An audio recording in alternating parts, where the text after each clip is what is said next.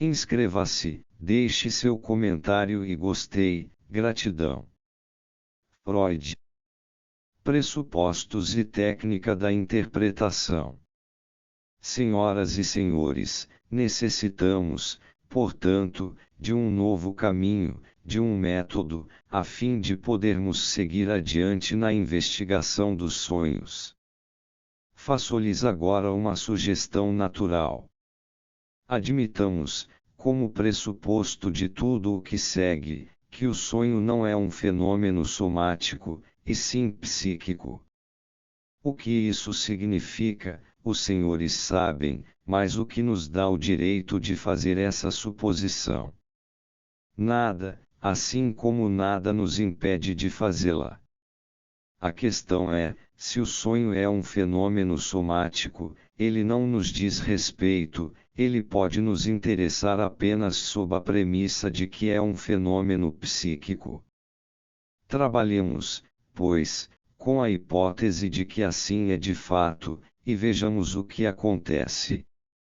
O resultado de nosso trabalho decidirá se nos cabe sustentar essa hipótese e se, portanto, é lícito defendê-la como um resultado.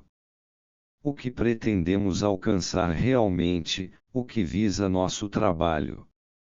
Queremos aquilo que toda ciência almeja, ou seja, compreender os fenômenos, estabelecer um nexo entre eles e, em última instância, se possível, expandir nosso poder sobre tais fenômenos.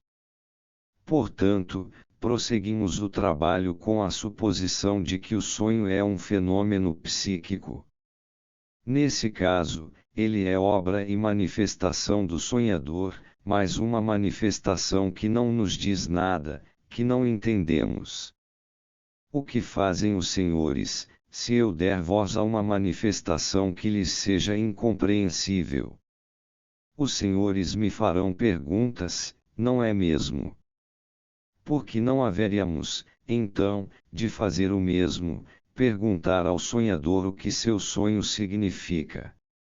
Os senhores se recordam que já nos vimos uma vez nessa mesma situação. Isso aconteceu quando da investigação de certos atos falhos e, especificamente, de um caso de lapso verbal. Ante a declaração da Síndice Zunvorschwingekommen, perguntamos ou melhor, por sorte, não fomos nós que perguntamos, mas outros, bem distantes da psicanálise o que o falante havia querido dizer com sua fala incompreensível. A resposta foi imediata. Ele tivera a intenção de dizer que se tratava de Schweinereien porcarias, mas rechaçara essa intenção em favor de outra, mais branda, da Sindedinzunvorscheingekommen coisas foram reveladas. Na ocasião, expliquei aos senhores que indagações como essa constituíam o modelo de toda a investigação psicanalítica, e os senhores compreendem agora que a psicanálise se vale da técnica de, tanto quanto possível, receber de seus próprios analisandos a solução para seus enigmas. Assim, também o sonhador é quem deve nos dizer o que seu sonho significa. É sabido, contudo, que as coisas não são tão simples no caso dos sonhos. Nos atos falhos, isso era possível em certo número de casos. Depois, deparamos com outros, nos quais o indagado nada queria dizer ou mesmo, revoltado, repudiava a resposta que lhe propunhamos. Em se tratando do sonho, os casos do primeiro tipo não existem, o sonhador sempre alega não saber o que o sonho significa. Repudiar nossa interpretação ele não pode, porque não temos nenhuma a lhe oferecer. Devemos, pois, desistir de nossa tentativa. Como o sonhador não sabe a resposta, nós tampouco, e um terceiro não tem como sabê-la, por certo a perspectiva de descobri-la é nenhuma. Sim, se os senhores assim desejam, desistam da tentativa. Se, todavia, sua vontade é outra, trilhemos juntos o caminho à nossa frente. Digo-lhes, pois, que é bem possível, e até mesmo bastante provável, que o sonhador saiba, sim, o que seu sonho significa, ele apenas não sabe que sabe, e é por isso que crê não saber. Os senhores chamarão minha atenção para o fato de que, de novo, introduzo uma hipótese, que é já a segunda neste breve contexto, e, com isso, reduzo enormemente a pretensão de credibilidade de meu procedimento.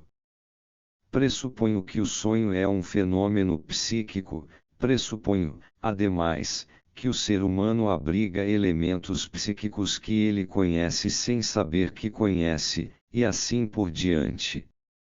Basta, então, encarar a improbabilidade interna de cada uma dessas duas premissas para que tranquilamente se perca o interesse nas conclusões que delas poderiam resultar. Contudo, senhoras e senhores, eu não os trouxe aqui para iludi-los ou ocultar-lhes o que quer que seja. De fato, anunciei conferências elementares introdutórias à psicanálise, mas não pretendi com isso oferecer-lhes uma apresentação in usum Delphini, ser capaz de lhes expor um contexto aplanado, com todas as suas dificuldades cuidadosamente escondidas, suas lacunas preenchidas e suas dúvidas encobertas, a fim de levá-los a crer serenamente ter aprendido alguma coisa nova. Não, precisamente por serem os senhores iniciantes, quis mostrar-lhes nossa ciência como ela é, com seus desalinhos e durezas, seus desafios e preocupações. E isso porque bem sei que nenhuma outra ciência é e nem pode ser diferente, sobretudo em seus primeiros passos. Sei também que, em geral, a instrução busca inicialmente ocultar do aluno essas dificuldades e imperfeições. Com a psicanálise, porém, isso não é possível. De fato, fiz aqui duas pressuposições, uma dentro da outra, e quem julgar tudo isso demasiado penoso ou incerto, ou quem estiver acostumado a certezas superiores e a deduções mais elegantes, esse não precisa continuar nos acompanhando. Com isso, quero dizer apenas que tal pessoa não deve se ocupar de problemas psicológicos, pois receio que não encontrará os caminhos exatos e seguros que está disposta a trilhar. É também desnecessário que uma ciência que tem algo a oferecer busque granjear ouvintes e adeptos. Seus resultados é que devem trabalhar em seu favor, e ela pode esperar até que eles tenham conquistado a atenção para si. Aqueles dentre os senhores que desejem prosseguir nesse assunto, todavia, cabe lembrar que minhas duas suposições não se revestem do mesmo valor. A primeira, a de que o sonho seria um fenômeno psíquico, é a premissa que queremos provar mediante o sucesso de nosso trabalho. A segunda já foi comprovada em outra área, e apenas tomo a liberdade de transpô-la para nossos problemas. Onde, em que área, terá sido obtida a comprovação da existência de um saber do qual o ser humano nada sabe, como aquele que postulamos aqui para o sonhador. Seria um fato notável, surpreendente, modificador de nossa concepção da vida psíquica, um fato que não precisaria se ocultar, um fato, aliás, que se anula em sua própria denominação e que, no entanto, pretende ser algo real, uma contradictio in adjecto. Na verdade, ele não se oculta. Não é culpa sua que nada saibam dele ou que ninguém lhe dê a devida atenção. Assim como tampouco é culpa nossa que todos esses problemas psicológicos sejam condenados por pessoas que se mantiveram distantes de todas as observações e experiências que foram decisivas nessa matéria. Tal comprovação foi obtida na área dos fenômenos hipnóticos. Quando, em 1889, assisti às impressionantes demonstrações de Liebelt e Bernheim em Nancy, fui testemunha do seguinte experimento. Um homem foi posto em estado de sonambulismo e, nesse estado, fizeram-lhe passar por toda sorte de experiências alucinatórias e depois o acordaram. De início, ele parecia nada saber dos acontecimentos transcorridos durante seu sono hipnótico. Bernheim instou-a diretamente a relatar o que se passara com ele durante a hipnose. Ele afirmava não ter lembrança nenhuma. Mas Bernheim insistiu, pressionou-o, assegurou-lhe que ele sabia, que devia se lembrar do que acontecera, e, de repente, o homem, hesitante, começou a se lembrar.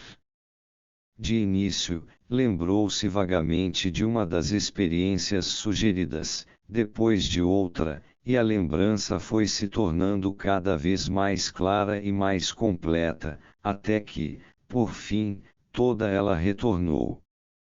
Se, depois de algum tempo, ele sabia o que se passara, e naquele ínterim nada descobrira de nenhuma outra parte, então é correto concluir que sabia daquelas lembranças também antes.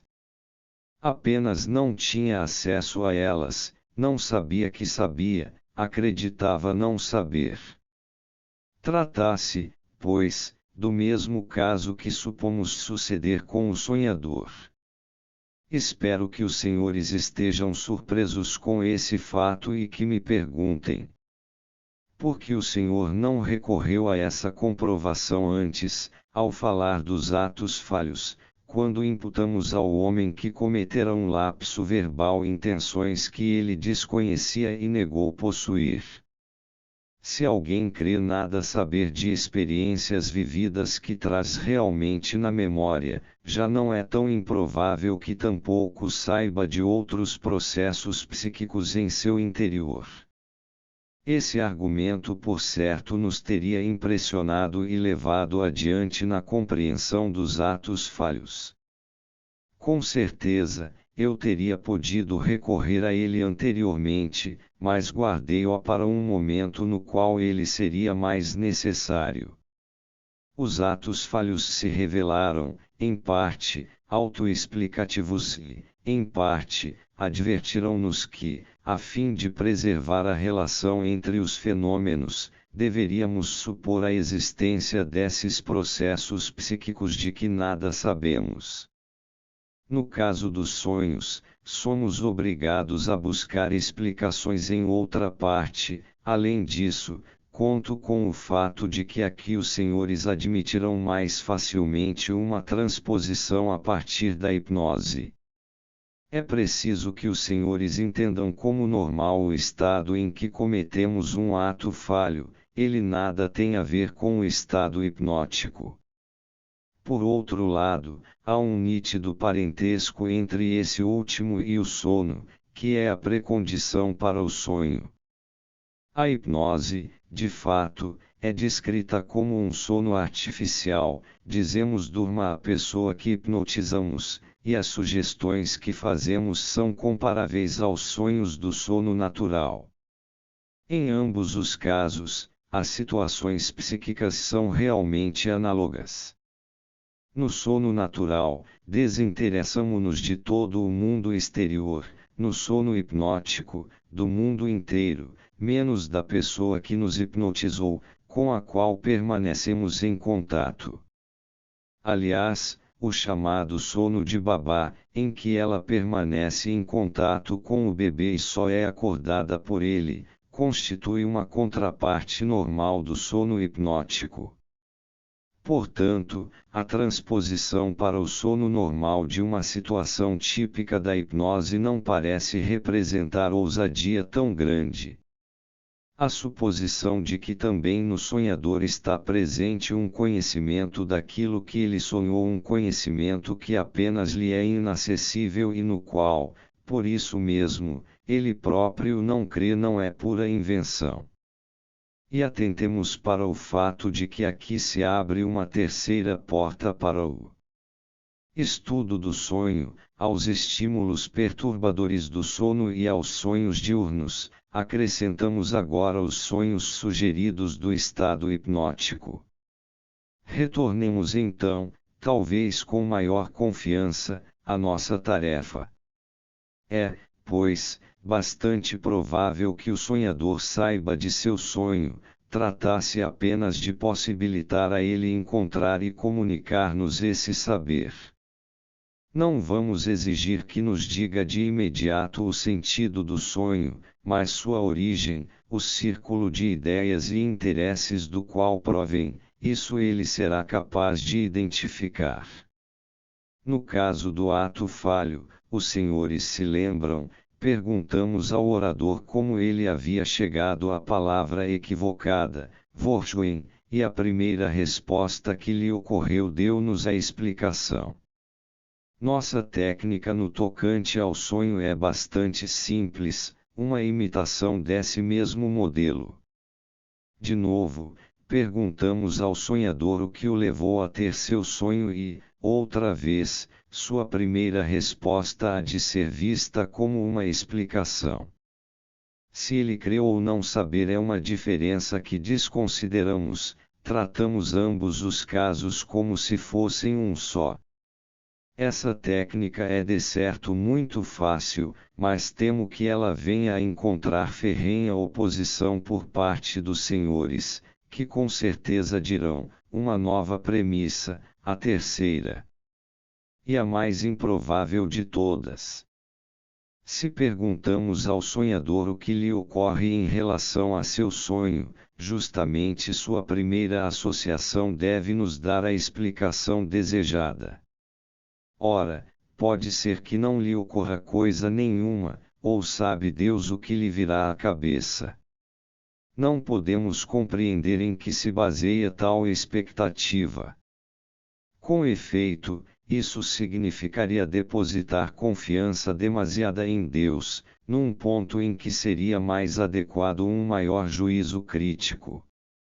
Além disso, um sonho não é apenas uma palavra equivocada, ele se compõe de muitos elementos. A que associação haveremos de nos ater? Os senhores têm razão em tudo que é secundário. Um sonho distingue-se de um lapso verbal também na diversidade de elementos. A técnica precisa levar isso em consideração. Então lhes sugiro a decomposição do sonho em seus diferentes elementos, e que procedamos à investigação de cada um deles em separado. Se assim fizermos, estará restabelecida a analogia com o lapso verbal. Tem razão também os senhores quanto à possibilidade de a resposta do sonhador para cada elemento isolado do sonho ser que nada lhe venha ao pensamento. Há casos em que aceitamos essa resposta, e mais adiante os senhores saberão quais são eles. Curiosamente, são casos em que certas associações podem ocorrer inclusive a nós mesmos. De modo geral, contudo, contestaremos o sonhador se ele afirmar que nada lhe vem à mente, insistiremos e lhe asseguraremos que alguma coisa há de lhe ocorrer e estaremos com a razão. Alguma ideia há de lhe ocorrer, qualquer que seja ela, para nós, é indiferente. Certas informações, a que poderíamos chamar históricas, ele dará com grande facilidade. Dirá, por exemplo, isso é uma coisa que me aconteceu ontem, como no caso dos 2 sonhos sóbrios que conhecemos. Ou, isso me lembra algo que aconteceu há muito pouco tempo e, Desse modo, vamos notar que as vinculações dos sonhos a impressões dos dias imediatamente anteriores é bem mais comum do que acreditamos de início. Por fim, o sonho o lembrará também de acontecimentos distantes, ou mesmo de um passado bastante longínquo. No essencial, porém, os senhores estão equivocados. Se acham que é arbitrário supor que a primeira associação do sonhador tem de nos dar o que procuramos ou nos conduzir a ele, se acreditam que essa poderá ser uma associação qualquer, sem nenhuma vinculação com o que buscamos constituindo, assim, minha expectativa nesse sentido mera manifestação de minha confiança em Deus, aí os senhores estarão cometendo um grande erro. Anteriormente tomei a liberdade de repreendê-los por abrigarem uma crença profunda na liberdade e arbitrariedade psíquica, que, porém, não é nada científica e só pode capitular ante a exigência de um determinismo predominante também na vida psíquica. Peço aos senhores que respeitem como fato o sonhador inquirido ter respondido com uma associação e não com outra. Mas não estou contrapondo uma crença a outra. Pode-se comprovar que a associação produzida pelo sonhador não é arbitrária ou indeterminável, nem está desvinculada daquilo que buscamos. De fato, há não muito tempo descobri-sem, aliás, atribuir valor demasiado a esta descoberta que também a psicologia experimental produziu semelhantes comprovações. Devido à importância do tema, solicito-lhes atenção especial para ele. Se peço a alguém que me diga o que lhe ocorre em relação a determinado elemento de um sonho, estou pedindo a essa pessoa que ela se entregue a associações livres atendo-se a uma ideia inicial. Isso pede um emprego específico da atenção, que é bem diferente daquele da reflexão e que a exclui. Alguns adotam essa atitude com facilidade, outros exibem inépcia inacreditável ao tentar fazê-lo. Há, contudo, um grau mais elevado de liberdade de associação, que se verifica quando abandono essa ideia inicial e estabeleço apenas que tipo de coisa deve ocorrer à pessoa, quando especifico, por exemplo, que ela deixe-lhe ocorrer livremente um nome próprio ou um número. Esse pensamento espontâneo haveria de ser mais arbitrário, mais imprevisível do que aquele resultante do emprego de nossa técnica. Pode-se demonstrar, no entanto, que ele é sempre determinado rigorosamente por importantes atitudes internas que, no momento em que têm efeito, nos são desconhecidas, tão desconhecidas quanto as tendências perturbadoras nos atos falhos ou as que provocam atos casuais. Eu, e muitos outros depois de mim, já realizei repetidas investigações semelhantes, algumas delas publicadas, nas quais solicitei a pessoas que, sem qualquer reserva, deixassem vir à mente nomes e números. Procedi-se aí de maneira a solicitar contínuas associações com os nomes que vão surgindo, associações que, portanto, já não são inteiramente livres, e sim vinculadas, como os pensamentos espontâneos ligados aos elementos de um sonho. Prossegue-se dessa maneira até que se esgote o ímpeto para produzi-las. Chega-se, então, ao esclarecimento da motivação e do significado dos nomes mencionados espontaneamente. O resultado é sempre o mesmo, o que essas experiências comunicam abrange, com frequência, rico material, e requer extensas explanações.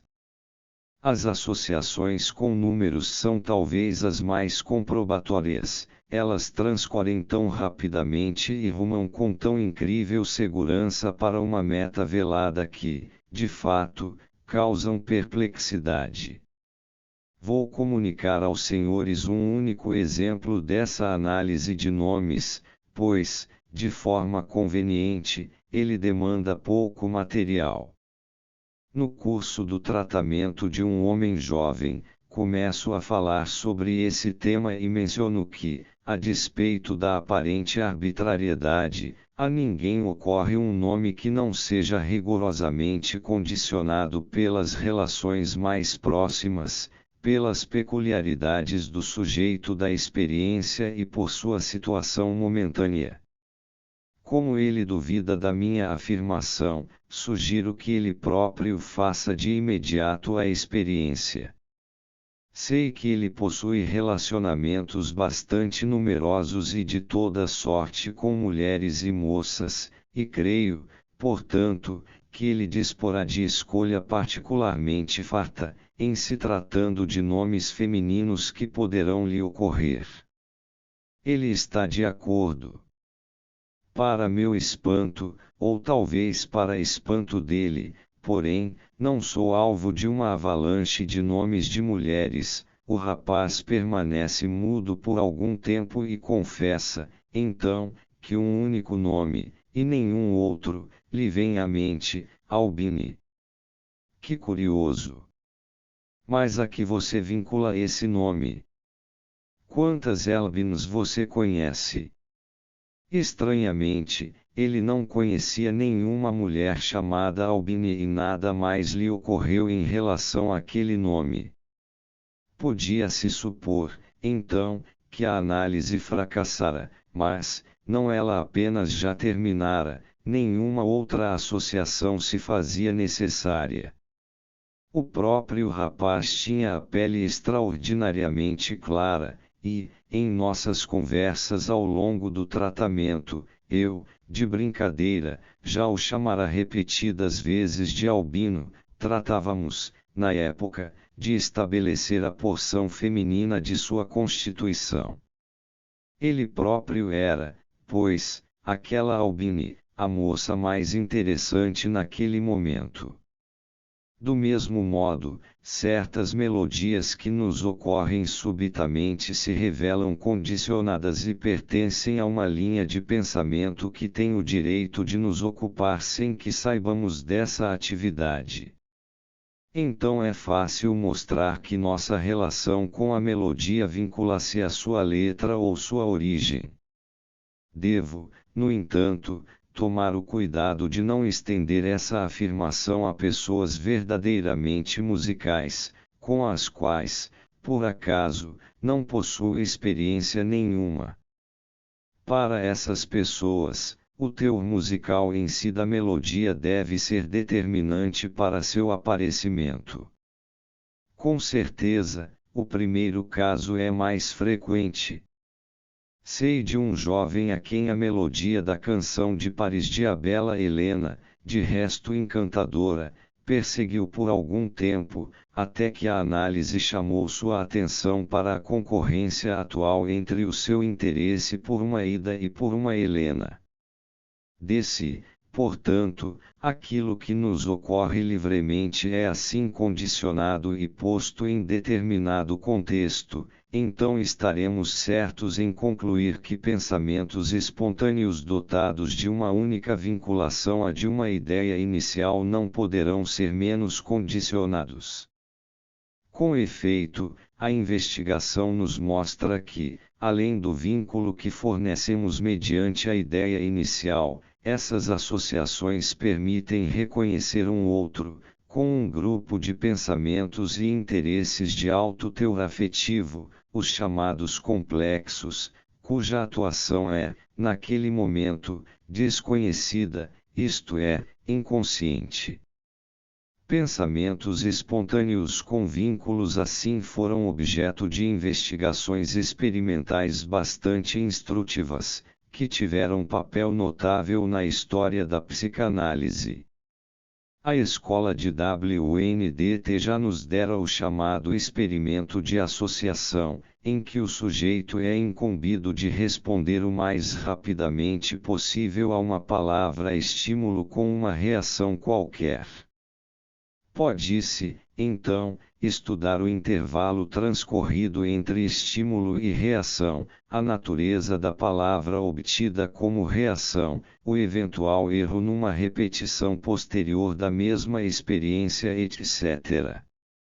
A escola de Zurique, sob a direção de Bleuler e Jung, forneceu a explicação para as reações resultantes da experiência de associação, solicitando ao sujeito da experiência que esclarecesse as suas reações mediante associações posteriores, quando apresentassem algo notável. Verificou-se, então, que essas reações notáveis eram determinadas, de forma bastante nítida, pelos complexos do sujeito da experiência. Com isso, Bleuler e Jung construíram a primeira ponte entre a psicologia experimental e a psicanálise. Assim instruídos, os senhores poderão dizer: reconhecemos agora que as associações livres são determinadas, e não arbitrárias, como havíamos acreditado. Admitimos o mesmo em relação àquilo que ocorre às pessoas diante de elementos do sonho. Mas não é isso que nos importa. O Senhor afirma que o que ocorre ao sonhador em relação a um elemento do sonho será determinado pelo pano de fundo psíquico desse mesmo elemento, algo que não conhecemos. E isso não nos parece ter sido comprovado. Já esperamos que a associação diante de um elemento do sonho se mostre determinada por um dos complexos do sonhador, mas de que nos adianta que seja assim. Isso não nos conduz à compreensão do sonho, e sim ao conhecimento desses chamados complexos, como na experiência de associação. A questão é, o que eles têm a ver com o sonho? Os senhores têm razão, mas deixam de enxergar um fator, e precisamente aquele em razão do qual não escolhi a experiência de associação como ponto de partida desta exposição. Nessa experiência, a palavra estímulo, a determinante da reação, é escolhida arbitrariamente por nós. A reação que se segue é, pois, um intermediário entre essa palavra estímulo e o complexo então despertado do sujeito da experiência. No sonho, a palavra estímulo é substituída por alguma coisa que provém, ela própria, da vida psíquica do sonhador, de fontes que lhe são desconhecidas, algo que poderia facilmente ser um derivado do complexo. Por isso, não é propriamente fantasiosa a expectativa de que também as demais associações vinculadas aos elementos do sonho sejam determinadas pelo mesmo complexo que o do próprio elemento e conduzam ao desvelamento deste. Permitam que, à luz de outro caso, eu lhes mostre que as coisas são de fato como sugere nossa expectativa. O esquecimento de nomes próprios oferece, na realidade, um modelo excelente para o que sucede na análise do sonho. Ocorre apenas que, nesse caso, encontramos numa só pessoa o que, na interpretação do sonho, distribui-se por duas. Quando esqueço temporariamente um nome, ainda trago em mim a certeza de que sei esse nome e aquela mesma certeza de que, tratando-se do sonhador, só podemos nos apropriar pela via do experimento de Barnheim. Contudo, o nome esquecido e, no entanto, sabido me é inacessível. Refletir, por mais que eu me esforce, de nada adianta, é o que a experiência logo me diz.